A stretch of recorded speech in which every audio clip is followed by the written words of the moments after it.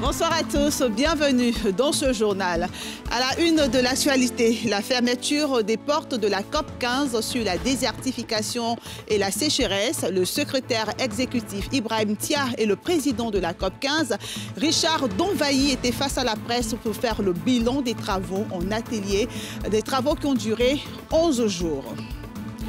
Jean-Louis Gasset est le nouveau sélectionneur de la Côte d'Ivoire. L'ancien entraîneur de Saint-Étienne et de Bordeaux a été nommé ce vendredi à la tête de la sélection ivoirienne. Faye Hermès, l'ancien international ivoirien, est son adjoint.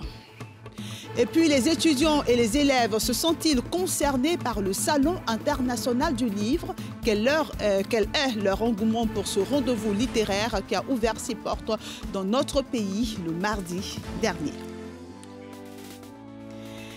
La COP15 ferme aussi porte ce vendredi. Le secrétaire exécutif Ibrahim Tia et le président de la COP15, Richard Donvayi, étaient face à la presse pour faire le bilan de cette rencontre qui a duré 11 jours.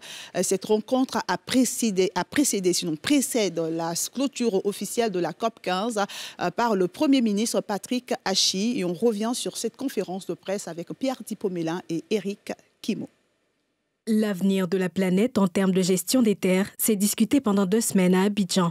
7000 participants, un record de mobilisation selon le secrétaire exécutif de la Convention des Nations Unies sur la lutte contre la désertification qui rappelait, au terme des travaux, les grandes articulations telles que le caucus genre, sanctionné par une déclaration, le sommet des chefs d'État et la rencontre interministérielle.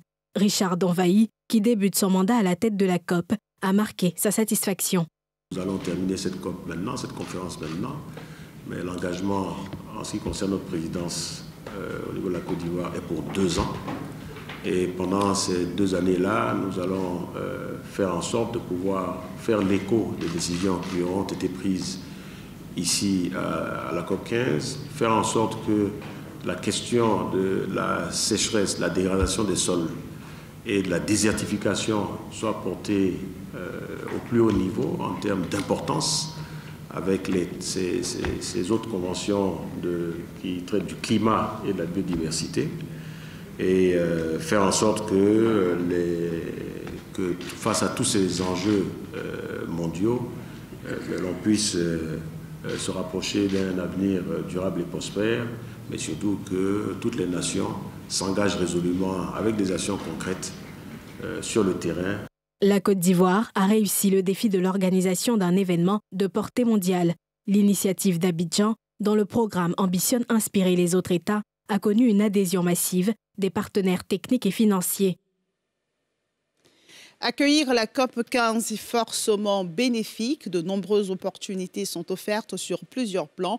Cette rencontre de haut niveau sur la sauvegarde de l'environnement a permis à l'Association des professionnels du caoutchouc naturel de Côte d'Ivoire de présenter l'importance de l'hévéaculture dans la reconstitution du couvert forestier et le ralentissement de l'avancée du désert.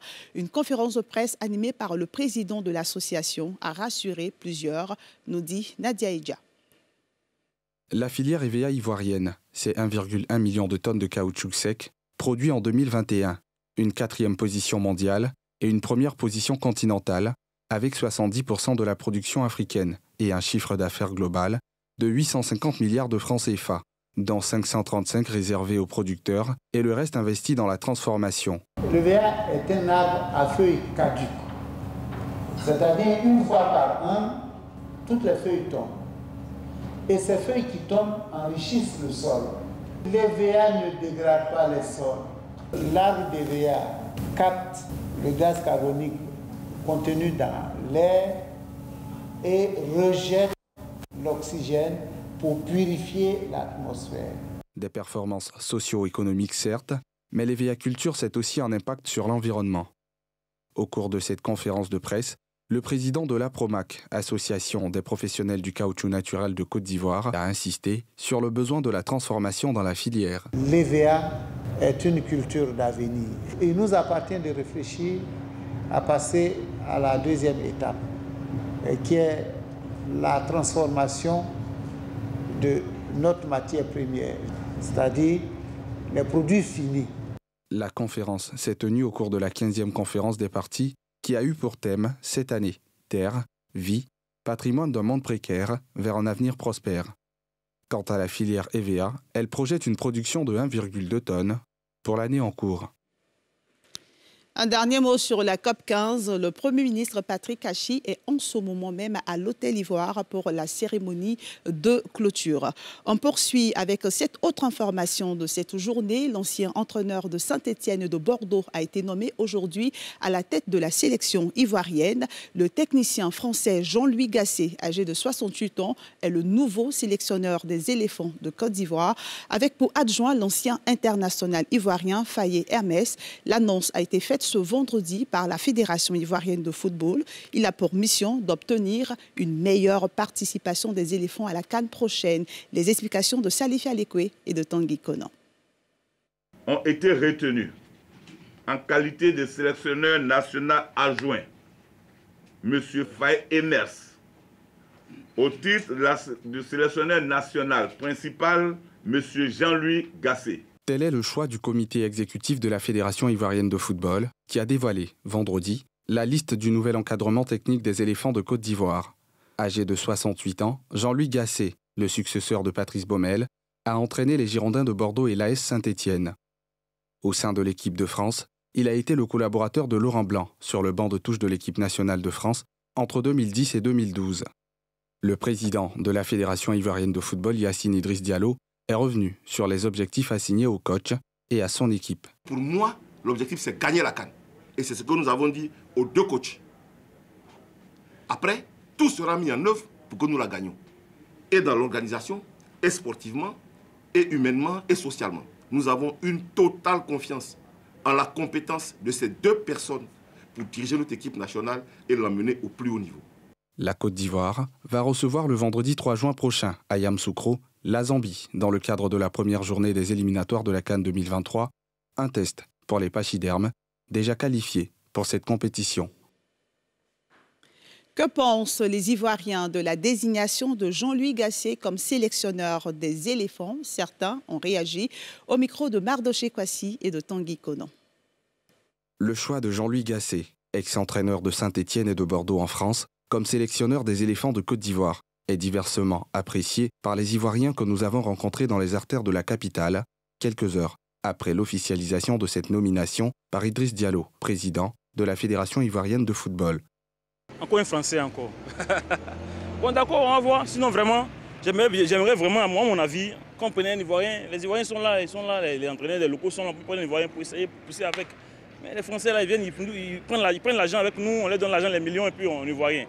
Donc, bon, comme c'est le football, on ne sait jamais. On essaie de voir, sinon, ça tenait qu'à moi, un Ivoirien était plus mieux. Hein.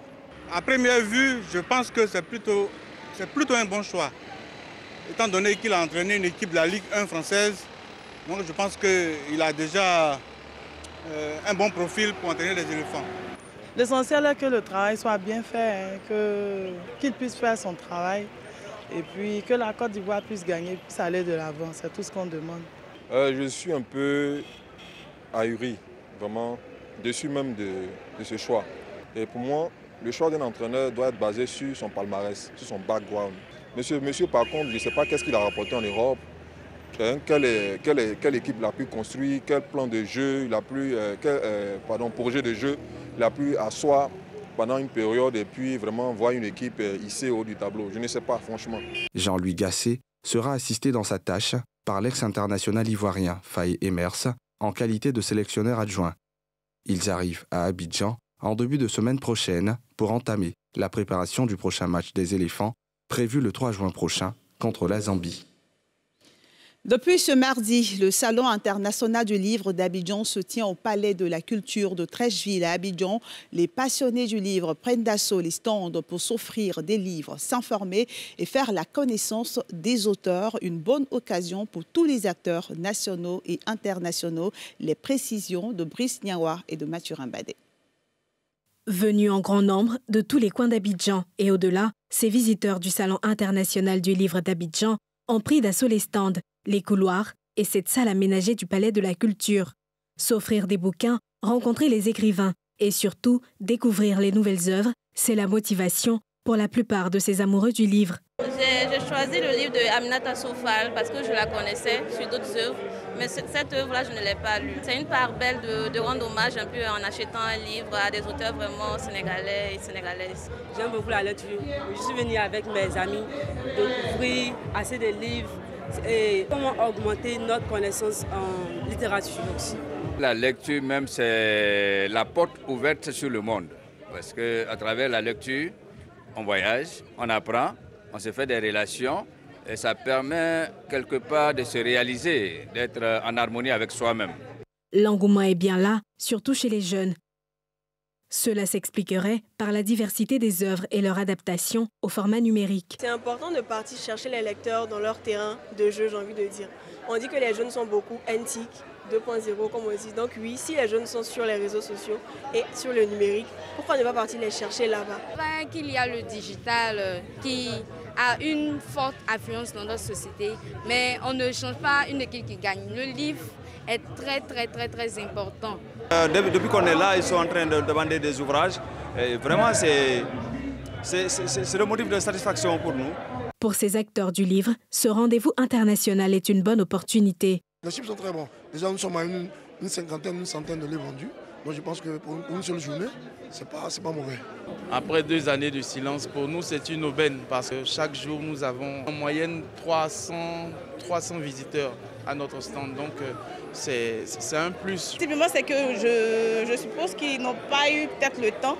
Ils auraient dû communiquer un peu plus. Il y a eu le Covid, on s'est arrêté pendant 2 ans, donc c'est tout ça. Mais je pense que petit à petit, on va reprendre. Engagement pour un électorat africain actif et durable, c'est le thème de cette 12e édition du SILA qui refermera ses portes le samedi 21 mai prochain. Pays invité d'honneur, le Sénégal.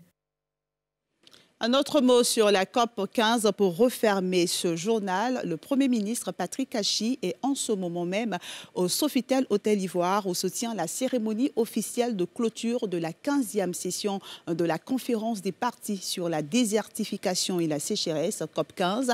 Les résolutions adoptées vont être promulguées et nous y reviendrons dans nos prochaines éditions. Mais je vous propose maintenant d'écouter le Premier ministre Patrick Achi, un extrait de son discours de clôture. En ma qualité donc de représentant de son Excellence, Monsieur le Président de la République, je voudrais de prime abord exprimer son infinie gratitude et celle de toute la Côte d'Ivoire à toutes celles et ceux qui, de près ou de loin, ont contribué au succès de la COP 15, réunissant à son ouverture plus d'une dizaine de chefs d'État autour de l'initiative d'Abidjan, traduisant là leur engagement fort et clair contre la désertification des terres. Et c'est ici que s'arrête ce journal de la rédaction d'NCI. Merci de votre fidélité. Très bon week-end et prenez soin de vous. À bientôt.